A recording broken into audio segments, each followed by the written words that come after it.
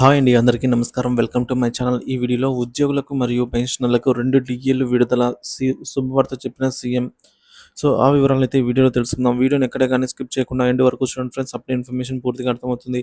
అలాగే వీడియో చూస్తున్న ప్రతి ఒక్కరు వీడియోకి లైక్ చేయండి. ఈ వీడియోని తోటి ఉద్యోగ పెన్షన్ మిత్రులతో అయితే షేర్ చేయండి. కొత్తగా మన ఛానల్ చూస్తున్నటువంటి వారు సబ్స్క్రైబ్ చేసుకున్నట్లయితే దయచేసి మన ఛానల్‌ని సబ్స్క్రైబ్ చేసుకోండి. దీని ద్వారా నేను చేసే లేటెస్ట్ వీడియోస్ అన్నీ మీ వరకు రీచ్ అవుతాయి. ఇక ఆలస్యం చేయకుండా వీడియోలోకైతే వెళ్ళిపోదాము. ఫ్రెండ్స్ విషయానికొచ్చినట్లయితే త్వరలోనే ఉద్యోగులకు ప్రభుత్వం శుభవార్త చెప్పనుంది. సీఎం రేవంత్ రెడ్డి ఆదేశాలతో ఆర్థిక ప్రణాళిక శాఖ రూపొందిస్తున్నట్టుగా అయితే సమాచారం. ఈ నేపథ్యంలో త్వరలోనే 2 డీఏలు ప్రకటించి ఉద్యోగులకు దసరా కానుకను అందించాలని ప్రభుత్వం నిర్ణయించినట్లుగా తెలుస్తోంది. ఆ దిశగా ప్రభుత్వం కసరత్తులు చేస్తున్నట్టుగా సమాచారం.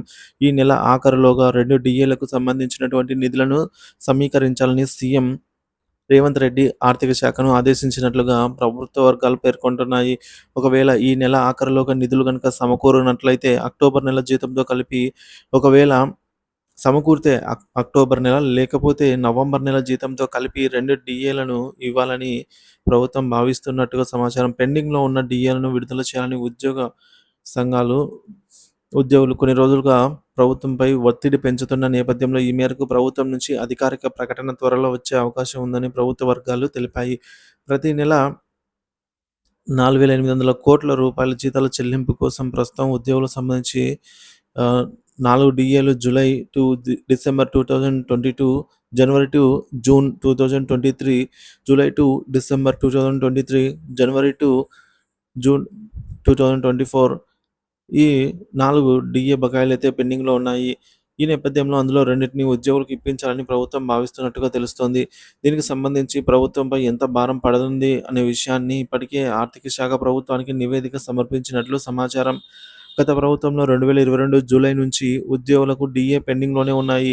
మొత్తంగా 4 డీఏలను ఉద్యోగులకు ప్రభుత్వం ఇవ్వాల్సి ఉండగా త్వరలోనే మరొక డీఏ డబ్బులు కూడా ఉద్యోగులు చెల్లించాల్సి రావడంతో మొత్తంగా డీఏల సంఖ్య 5కు చేరుకుంటుందని ఈ నేపథ్యంలో ప్రభుత్వం 2 డీఏలు చెల్లించాలని ప్రభుత్వం భావిస్తున్నట్టుగా సమాచారము.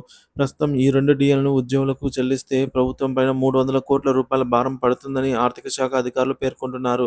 ఇప్పటికే ఉద్యోగుల జీతాలు రిటైర్డ్ ఎంప్లాయీస్ కోసం దాదాపుగా 4,800 కోట్ల రూపాయలను ప్రతి నెల ప్రభుత్వం ఖర్చు చేస్తూ ఉండగా 2 డీఏల చెల్లింపుతో మరొక 300 కోట్ల రూపాయలను అదనంగా భారం ప్రభుత్వంపై పడనుంది.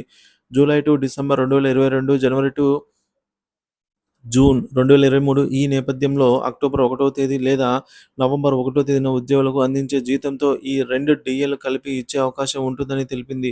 సీఎం, డిప్యూటీ సీఎం లను వేరు సందర్భాల్లో కలిసిన ఉద్యోగ సంఘాల ప్రతినిధులు వారు ఎదుర్కొంటున్న పలు సమస్యలను రాతపూర్వకంగా తెలియజేయడమే కాకుండా 4 పెండింగ్ డీఏల గురించి కూడా ప్రస్తావించారు. ఈ నేపథ్యంలో ఉద్యోగులు దీర్ఘకాలికంగా ఎదురుచూస్తున్నటువంటి 2 డీఏలకు సంబంధించినటువంటి డీఏలను ప్రస్తుతం విడుదల చేయాలనైతే ప్రభుత్వం నిర్ణయించినట్టుగా తెలుస్తుంది. July to December 2022, January to June 2023 డీఏలను 3.64% అయితే గత ప్రభుత్వం ప్రకటించింది. కానీ వాటి అమలు కూడా గత ప్రభుత్వం పెండింగ్‌లో పెట్టడంతో ప్రస్తుతం వాటి విడుదల చేసే అవకాశం ఉంటుంది అని తెలిసింది. ఈ 2 డీఏలను క్లియర్ చేస్తే July to December 2023, January to June 2024 పెండింగ్‌లో ఉంటాయి. ప్రభుత్వ ఉద్యోగులు, పెన్షనర్లకు ప్రతి 6 నెలలకు ఒకసారి డీఏ చెల్లించాల్సి ఉండగా బీఆర్ఎస్ హయాంలో 3 డీఏలు, కాంగ్రెస్ అధికారం చేపట్టాక ఒక డీఏ ఇంకా పెండింగ్‌లోనే ఉంది.